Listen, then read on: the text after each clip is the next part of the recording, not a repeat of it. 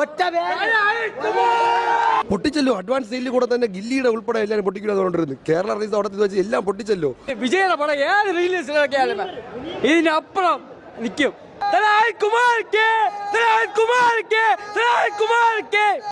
പൊളിച്ച് ഇത് re release അല്ല, ഇതിന്റെ ഫസ്റ്റ് ഷോ. ഫസ്റ്റ് ഇറങ്ങിയ പോലെ തന്നെ പുതിയ റീ റിലീസ് ഒന്നും പറയാൻ തോന്നൂല. കിട്ടില്ല. ഫസ്റ്റ് 500 കോടി 1000 പൊട്ടാടി കിടപ്പണ്ട. ഞാൻ ഫസ്റ്റ് ടൈം ആണ് കണ്ടത്. അടിപൊളി, നൈസ്. സ്ക്രീൻ പ്രസൻസ് വേറെ ലെവൽ, അടിച്ച് പൊളിച്ച്. നമ്മൾ രണ്ടാമത്തെ പ്രാവശ്യം കണ്ടാൽ അടിപൊളി പണം. നമ്മൾ ഓപ്പൺ ഷോ കണ്ട പോലെ ഇറങ്ങിയത് ഫുള്ളാണ് സിനിമ ഫുള്ളാണ്. പഴയ വൈബ്, ആ ഒരു വൈബ്. തിയേറ്റർ എക്സ്പീരിയൻസ് പൊളിച്ച്. എല്ലാ മച്ചന്മാരും നിൽക്കാൻ പറ്റിയത്, ഇരിക്കാൻ പറ്റിയില്ല തിയേറ്ററിൽ. അടിച്ച് പൊളിച്ചാളാ ചില. ഇതുപോലൊരു പടമേ ലൈഫിലുണ്ടാവില്ല. 10-20 പ്രാവശ്യമായി പടം ഇറങ്ങിയ സമയം മുതലേ 10-20 പ്രാവശ്യമായി കണ്ടോണ്ടിരിക്കണം. ഇത് ഞങ്ങൾ മറക്കൂല.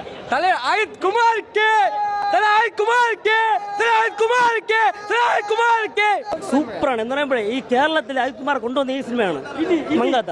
ഇനി ഇങ്ങനെ തന്നെ ഇരിക്കും. എത്ര റിലീസിൽ വിജയുടെ പടം ഏത് റിലീസിലൊക്കെയാലും ഇതിനപ്പുറം നിൽക്കും. ഏത് പടമാണ് അപ്പൊ ആലോചിച്ച് നോക്കിയാൽ ഇപ്പോഴും ഹൗസ്ഫുൾ ആണ്. ഇനി ഒരു 10 വർഷം ആളുണ്ട്. ഈ പടം നിൽക്കും, മുന്നിൽ നിൽക്കും.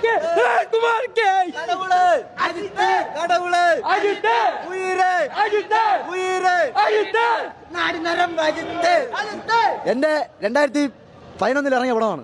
എന്റെ 8 വയസ്സായിരുന്നു അമ്മ. ഇപ്പം 2026 15 കൊല്ലം എന്റെ തലയെ കാണാൻ തവയിരുന്ന ഇവിടെ വന്നതാണ്. 15 ഇപ്പൊ 22 വയസ്സായി. ചരിത്രം മാറിയാലും അജിത്തിനെ മങ്കാത്ത അവിടെ അങ്ങനെ ഇരിക്കത്തുള്ളൂ. ഇനി ഗില്ലിയായിരുന്നാലും ശരി, വന്ന പല്ലിയായിരുന്നാലും ശരി, പക്ഷെ മങ്കാത്ത അവിടെ അങ്ങനെ ഇരിക്കത്തുള്ളൂ. അത് മാറ്റാൻ ഒരു വിനായകനെ അടിക്കാൻ വേണ്ടി എത്ര അജിത്ത് വന്ന് വിജയം വന്നാലും ഒന്നും നടക്കത്തില്ല. മനസ്സിലായോ? അത് ഒരേ തല ഒറ്റ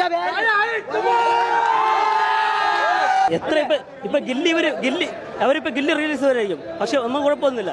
പക്ഷെ എത്ര വിജയപടം പറഞ്ഞാൽ ശരിയാണ്. ഇതുപോലൊരു ആക്ടിങ്, ഇതുപോലൊരു വില്ലൻസ് അത് ഒരു നടനൊന്നും പറ്റൂല. അത് ഉറപ്പാണ്. അവിടെ നമ്മൾ വീണ്ടും പറഞ്ഞത് ഇങ്ങനെ കൊണ്ടുപോലും പറ്റൂലായിരിക്കും. പക്ഷെ നമ്മൾ ഈ സിനിമ വന്നാൽ ഇനിയും വരും.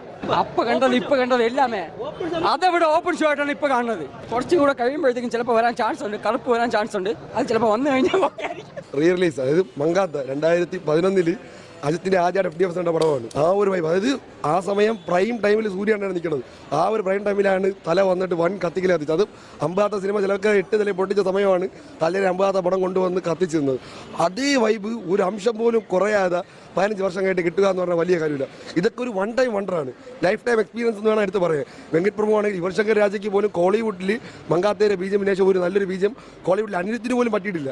അത്രയ്ക്ക് പീക്കിൽ വൺ ടൈം വണ്ടറായിട്ട് ഇരിക്കുന്ന ഒരു പടമാണ്. അത് വീണ്ടും വന്ന് കാണാൻ സാധിച്ചൊരു ഭയങ്കരമായ എക്സൈറ്റ്മെൻ്റ് ആണ്.